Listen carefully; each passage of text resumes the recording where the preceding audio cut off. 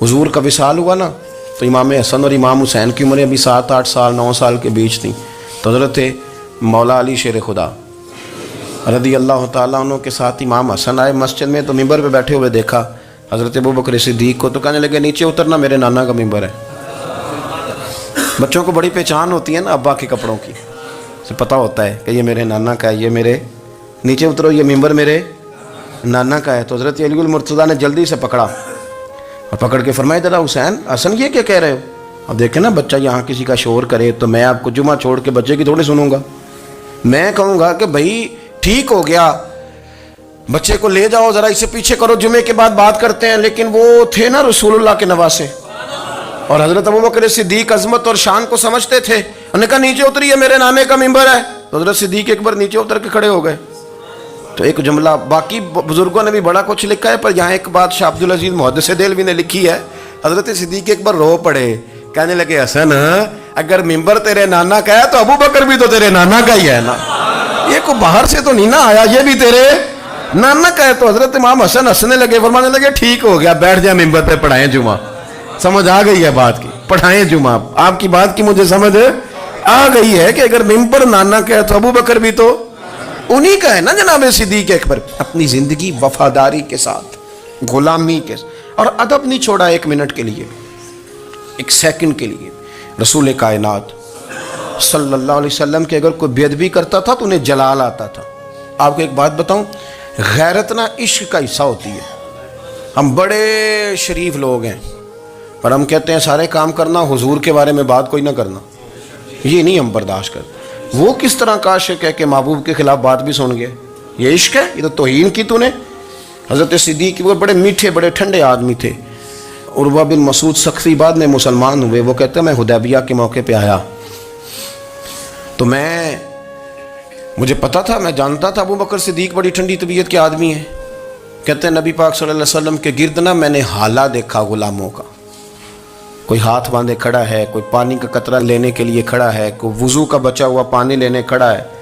تو چونکہ وہ آئے تھے کافروں کی طرف سے تو تنقید کرنے والے کو کہانیاں بڑی مل جاتی، تو فوراً عروہ بن مسعود ثقفی کہنے لگے اے محمد ابن عبداللہ صلی اللہ علیہ وسلم آج یہ آپ کے گرد کھڑے ہیں، پر جب تلواریں چمکیں گی تو دوڑ جائیں گے، تلواروں کے سامنے کھڑا ہونا آسان نہیں۔ تو حضرت صدیق ایک بار پیچھے کھڑے تھے، نبی پاک ٹھنڈے مزاج کے آدمی، پر بات ہوئی تھی نا سرکار کے بارے میں، تو دوڑ کے آگے آئے اور اتنا سخت جملہ کہا، کہنے لگے جا جا کے لات و منات کی شرم گاہ چاٹ، تو کہتا ہے کہ ہم حضور کو چھوڑ جائیں گے؟ میں نبی پاک کے باقی غلاموں کی بات نہیں کرتا، تیرے پاس جتنے سورمے ہیں نا تو سارے لے کے آ، اور نبی پاک کے دفاع کے لیے صرف ابوبکر کی تلوار ہی کافی ہے۔ تو لا تیرے پاس جتنے سورمے ہیں، لا میدان کا، لا نہ تیرے پاس جتنے سورمے ہیں، تو کہتا ہے یہ دوڑ جائیں گے۔ فرمایا تو نے ابھی ہمارا رخ دیکھا نہیں نا، تو آ نا ذرا میدان میں، تو میں تجھے اکیلے کو بتاتا ہوں کہ کس طرح حضور کا دفاع کیا جاتا۔ عروہ بن مسعود ثقفی کہنے لگے یہ کون ہے؟ دیر کے بعد ملے تھے نا، یہ کون ہے؟ انہوں نے کہا یہ ابو قحافہ کے بیٹے ابو بکر صدیق ہیں۔ تو عروہ بن مسعود کہنے لگے یہ تو بڑی ٹھنڈی طبیعت کا بندہ تھا۔ انہوں نے کہا ٹھنڈا ہی ہے، ہم شریف بڑے ہیں پر حضور کے غلاموں کے لیے، اور اگر آئے کوئی شریر، اگر کوئی آئے تو چلو کسی درویش دی گل کر لینے۔ وہ کہتے ہیں اٹ سٹ تے پکھڑا کوار گندل، پھر اسی اور بھی بوٹیاں جاننے ہیں، پھر ہمیں سارا پتا ہے، پھر ہمیں نا سارے طریقے، اٹ سٹ تے پکھڑا پھر اسی اور بھی بوٹیاں جاننے ہیں، پھر نہ ہم کر لیں گے حل، ہمیں وہ حل کرنا بھی آتا ہے۔ لیکن شریف اس کے لیے جو رسول اللہ کا ادب کرے، جو نبی پاک کی۔ حضرت صدیق اکبر مؤدب ترین آدمی، کوئی بندہ اگر باہر سے آتا تھا نا حضور سے ملنے تو اس کو پکڑ کے کونے میں لے جاتے تھے، کہتے تھے آپ پہلے میں تجھے ادب سکھاؤں کہ نبی پاک کی بارگاہ میں جانا کیسے، میں تجھے بتاتا ہوں، کہیں ایسا نہ ہو تیرے اعمال ضائع ہو جائے۔ سانس بھی آہستہ لیتے تھے، مسجد کی صفائی کرنا، ڈیوٹی کرنا، خدمت کرنا، سارا کچھ کرنا، پر بیٹھتے سب سے پیچھے ہو کے تھے، سب سے پیچھے ہو کے۔ یہ بھی ان کا یہ اعزاز تھا، پیچھے ہٹ کے بیٹھنا، کوئی ایسا کام نہ کرنا جس سے لوگوں کو پتہ چلے کہ نہیں نمبر میرا ہے، پیچھے ہٹ کے بیٹھنا، پیچھے پیچھے رہنا، اپنے وہ شہرت سے بچنے والا پیچھے پیچھے رہتا ہے، اور جی چاہتا ہے ساری غزلیں اس ظالم کے نام کرے۔ کچھ لوگ ہوتے ہیں نا وہ پیچھے پیچھے ہوتے ہیں، کہتے ہیں نہیں نہیں میں نہیں جی، ایسا تو ہے ہی کچھ نہیں، میرے رسول کریم علیہ السلام کا ادب کرنا۔ ہم نے نا ساری زندگی سنا ہے کہ الامر فوق الادب، کہ جب حکم آ جائے تو پھر حکم ماننا ہے، ادب. اور اس بات پہ ہمارے طالب علم بڑے پکے ہیں. مرید آج کل کے اس مسئلے میں بڑے کہتے ہیں صاحب نے خود کہا ہے کہ خیر صلاح ہے. انہوں نے خود کئی دفعہ کہا ہے جی تسی بڑے سیانے ہو، تانوں مطلب دی گل دی سمجھ جلدی لگتی ہے. انہوں نے خود کہا ہے کہ ٹائم ہو تو آیا کرو. یہ کب انہوں نے کہا ہے کہ مجبوری ہے روز ہی آنا؟ یہ انہوں نے کب کہا؟ ان کو بھی تو پتہ ہے نا مجبور ہے. تو آپ کو بھی تو پتہ ہے نا کہ ان کا آپ سے پیار ہے. آپ اس پر بھی تو تھوڑا غور کریں نا. لیکن ہم مرضی کا وہ ایک آدھ فکرہ نا، مرضی کا. وہ ایک طالب علم یہاں سے گیا تو میرا دل نہیں تھا جائے، تو وہ کہنے لگا جی مجھے حضرت صاحب نے خود کہا ہے، حضرت صاحب نے خود کہا. میں پوچھ کے آیا ہوں. تو جو ہمارے کچھ سنگی تھے بیچ میں پیار والے، وہ کہنے لگے وہ آندہ میں پوچھ کے آیا. میں کیا آندہ وہ بھی ٹھیک ہی ہے. تو انہوں ساکھیا سی میں جاواں تو میں انہوں کی آندہ. میری بات کی سمجھ آئی ہے نا جی. جب ارادہ ہوا تو پھر ابے کو منا کے بھی آ گئے. جب ارادہ ہوا تو ابا جی کو میں نے جانا ہے بزرگوں کے پاس ملنے جانا ہے. اور جب ارادہ نہ ہوا تو کہنے لگے حضرت صاحب نے خود فرمایا ہے کہ ابا راضی ہوگا تو اللہ راضی ہوگا. چھٹی مرضی کا ہے نا مزاج، تو مرضی کی کہانی. تو میں الحمدللہ مجھے تھوڑا سا پتہ ہے، ویسے بھی اپنے بال بچے کا پتہ ہوتا ہے. ہیں جی کی آندے نے پیداندی کے جیندے سال ہی ویکھی دینے. مجھے بھی پتہ ہوتا ہے کہ آج کہاں کہاں کس کس انداز میں کیا کیا کہانی ہے، کہاں کہاں کیا سٹوری ہے. تو کبھی کبھی یہ سارا پیار ہی ہے، یہ بھی سارا اس میں بھی پیار ہی ہے. پتہ چل جاتا ہے کہ کل کہاں سے بات کر رہا تھا اور آج بات کہاں کر رہا ہے. یہ اپنا اپنا مزاج ہوتا ہے نا، اپنی طبیعت کے مطابق چلنا ہے. سنا یہی ہے کہ الامر فوق الادب، کہ جب حکم مل جائے تو پھر ادب نہیں کرنا، پھر حکم پہ. پر حضرت صدیق اکبر نے نرالا ہی کام کیا. حضور سید عالم صلی اللہ علیہ وسلم ایک صلح کرانے گئے، فرمایا میں دیر سے آیا تو جماعت کرا لینا. عصر کی نماز کا وقت ہو گیا، سیدنا بلال حبشی نے اقامت پڑھ دی، صدیق اکبر مصلی پہ کھڑے ہو گئے. اتنی دیر میں حضور بھی آ گئے. نماز میں لقمہ وہ دے گا جو نماز میں شامل ہو. ٹوٹیوں پہ کھڑا بندہ لقمہ نہیں دے گا، پہلے وہ آ کے اللہ اکبر کا شامل ہو پھر لقمہ دے. حضور آئے، صحابہ نے ہاتھوں پہ ہاتھ مارنے شروع کیے، اطلاع کر رہے ہیں کہ لوگوں حضور آ گئے. سرکار اگلی صف کے قریب پہنچے تو جناب صدیق اکبر نماز پڑھا رہے تھے. نماز لوگ تو بغیر نماز کے ادب کرنے پر اعتراض کرتے ہیں. میں بخاری شریف کی حدیث پیش کر رہا ہوں، نماز پڑھا رہے تھے. انہیں پتہ چل گیا نا حضور آئے ہیں، تو ایک قدم نماز سے پیچھے ہٹا لیا. نماز پڑھا کہ میں تے ول ویکھاں، او مینوں کعبہ بھول گیا آئی. ہن بھول گئیاں نہیں سب صوم صلاتاں، اکو یار دا فکر پیا آئی.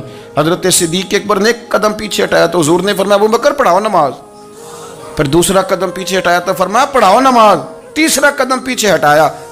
ہم نے آج تک یہی سنا ہے کہ حکم ہو جائے تو حکم ماننا ہے، ادب. اور ہمارے ہاں یہی ہوتا ہے، پھر لوگ حکم ہی مانتے ہیں، پھر ان کو ادب بھول جاتا ہے. لیکن جناب صدیق اکبر 3 دفعہ حکم آیا پر پیچھے ہٹ گئے. حضور مصلی پہ گئے، نماز پڑھائی. نماز کے سلام کے بعد نا حدیث میں مختلف حکم آیا، استغفار پڑھو، اللہ اکبر کہو، آیت الکرسی پڑھو، 33 بار سے مختلف اذکار آئیں. پر حضور نے آج کوئی ذکر نہیں، کوئی وظیفہ نہیں. سلام پھیرتے کہ ابو بکر میں نے جو 3 دفعہ کہا تھا نماز پڑھاؤ تو پڑھائی کیوں نہیں؟ ایک دفعہ نہیں 3. کبھی کبھی ہم بھی ناراض نہیں ہو جاتے، تینوں 100 بار ہی آکھیا ہے، کہا 3 دفعہ جو کہا تھا نماز پڑھاؤ تو پھر پڑھائی. تو حضرت صدیق اکبر رو پڑے، ہاتھ دونوں باندھ دیے، گھٹنے زمین پہ رکھ دیے. عرض کرنے لگے کیا جملہ ہے، کیا ترتیب ہے. عرض کرنے لگے یا رسول اللہ، ابو قحافہ کے بیٹے کی اتنی بھی جرت نہیں کہ مدینے والے رسول کو نماز پڑھائے. میں اتنا بھی جرت مند نہیں ہو گیا حضور، میں کیسے آپ کے آگے کھڑا رہتا اور آپ میری، یعنی عین نماز کی حالت میں، عین حالت نماز میں بھی ادب. نماز پڑھا کہ میں تیں ول ویکھاں. ان کا با بھول گیا آئی، مینوں بھول گئیاں نہیں سب صوم صلاتاں، اکو یار دا فکر پہ آئی. دوستو حضرت ابو بکر صدیق رضی اللہ تعالیٰ عنہ کا عشق، ان کا پریم، ان کا پیار، ان کی باتیں. ایک دن نا حضور کے وصال کے بعد اچانک نہ اس طرف جا رہے ہیں، خاصے مسجد سے دور چلے گئے. تو حضرت عمر تھوڑا طبیعت کو جانتے تھے، جناب عمر پیچھے دوڑے، کہنے لگے کدھر جا رہے ہو؟ چپ کر گئے. کیا ہوا، کدھر جا رہے تھے؟ ابو بکر سیانے بندے ہو، امیر المومنین ہو، کہاں جا رہے؟ تو رو پڑے. کہنے لگے ایک دفعہ نا حضور سفر پہ گئے ہوئے تھے تو اس طرف سے واپس آ گئے تھے، تو مجھے خیال آیا شاید اس طرف سے آ نہ رہے ہوں. حضرت عمر رو پڑے. کہنے لگے ابو بکر اب تو حضور نے پردہ کر لیا، جنہاں دے دل بر جانی وچھڑن، کون روے پھر تھوڑا. سب روگاں دا روگ محمد جس دا نام آپ ساری سیرت کی کتاب میں پڑھ لیں گے ابو بکر صدیق کا وصال کس بیماری سے ہوا. لوگوں نے قول کیے ہیں کہ وہ سانپ کا زہر آ جاتا تھا، فلان چیز تھی، لیکن کو بندہ وجہ تلاش کر سکا؟ کیا وجہ تھی وصال ہو گیا؟ کیا بیماری تھی؟ کیا تکلیف تھی؟ باقی وجوہات آپ کو ملیں گی. حضرت عثمان غنی شہید ہو گئے، حضرت عمر شہید ہو گئے، مولا علی، ابو بکر صدیق چلے گئے 63 سال کی عمر. وجہ کوئی نہیں بتائے گا. جب شدید بیمار ہوئے تو حضرت عمر فاروق نے ایک طبیب بلایا، وہ بڑا سیانا تھا.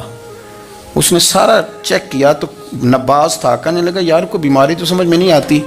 تو حضرت عمر تھوڑا سا جلال میں، یرانہ تھا نا، جلال میں کہنے لگے ابو بکر مسئلہ کیا ہے؟ دن بدن کمزور ہوتے جا رہے، نماز پڑھانے کھڑے ہوتے تو ٹانگیں کانپتی ہیں، مسئلہ بتائیں کیا ہے؟ طبیب اتنا بڑا ہے، یہ تو بندہ کا چہرہ دیکھ کے بیماری بتا دیتا ہے، اور یہ کہہ رہا ہے کوئی بیماری نہیں. تو حضرت صدیق اکبر خاموش ہیں. پھر حضرت عمر کہنے لگے ہم سارے آپ کی وجہ سے چلتے ہیں، لوگ سارے پریشان ہیں، آپ حضور کے جانشین بتاتے کیوں نہیں؟ جب تیسری دفعہ کہا تو حضرت صدیق اکبر کہنے لگے عمر زیادہ باتیں نہ کر، تجھے پتہ نہیں مجھے کیا بیماری ہے؟ نہیں پتہ تو میں بتاؤں؟ نہیں پتہ تجھے، بول. تو جناب عمر رو پڑے. کہنے لگے ابو بکر مجھے پتہ ہے، آپ کا دیدار کے بغیر کام نہیں چلتا. وقت نا لمبا ہو گیا، چر ہو گیا، میں ترلے لیندیاں کدی موڑ میرے ول واگا، خواب میری وچ ایک وار دیاں میں میں ساری عمر نہ جاگا. مجھے پتہ ہے آپ کے مرض کا، پر ابو بکر امت کو ضرورت بھی تو ہے نا. تو حضرت صدیق اکبر کہنے لگے بس ہو گئی ہے، اب میری وصیت یاد رکھنا، جب میں دنیا سے جاؤں تو اٹھا کے میرا جنازہ قبر رسول پہ لے جانا، اور پہلے پوچھ لینا کہ ابو بکر حاضر ہے، اجازت ہو تو مجھے دفن کر دینا، ورنہ جنت البقیع میں. تو لوگ کہتے ہیں ابھی جنازہ ہی رکھا ہی تھا کہ دروازہ اندر سے خود بخود کھل گیا اور آواز آئی اب دیر نہ کرو، محبوب کو محبوب کے ساتھ ملا دو. پانی پر نہ سہیلیاں رنگا رنگ کڑے، اسی پریا اس دا جانی ہے جس دا. میں نے شروع میں ایک بات کی تھی کہ اپنی خواہشات کو نا حضور کا غلام بنا دیں، سوچیں سمجھیں کہیں وہ لفظ جو مدینے والے رسول کو پسند ہیں، پھر دیکھنا مسلمان ہونے کا مزہ آئے گا، پھر ذائقہ نصیب ہوگا. اللہ ان کے درجات بلند فرمائے. آخر دعویٰ یعنی